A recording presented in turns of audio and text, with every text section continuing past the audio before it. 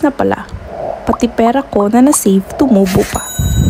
Starting with my tip number 1. Start as soon as possible. The earlier you start investing, the more time your money has to grow. May compounding interest si MP2 program that can significantly increase your savings over time. Ako, kinaugalian ko talaga na kapag may gusto ako, after ng research and making sure na legit ang papasukan ko, nagtitake ng action agad ako. Hindi yung ugaling mamaya na or next year na. Pumapatak ang oras. Ang value ng pera ay bumababa din due to inflation.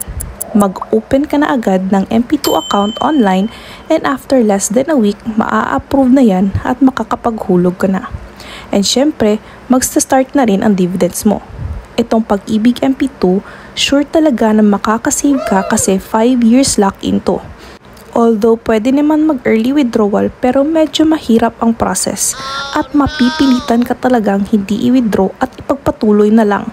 And win-win din naman kasi magkaka-dividends ka rin per year. Even if isa lang ang hulog mo sa isang taon o ever since nag-open ka ng account na. If you have any other questions, don't hesitate to drop them in the comments below. And try ko i-answer lahat and para makita din ng iba if you have same questions. Don't forget to like and subscribe and share this video with others who might find it helpful. Thanks for watching and happy investing!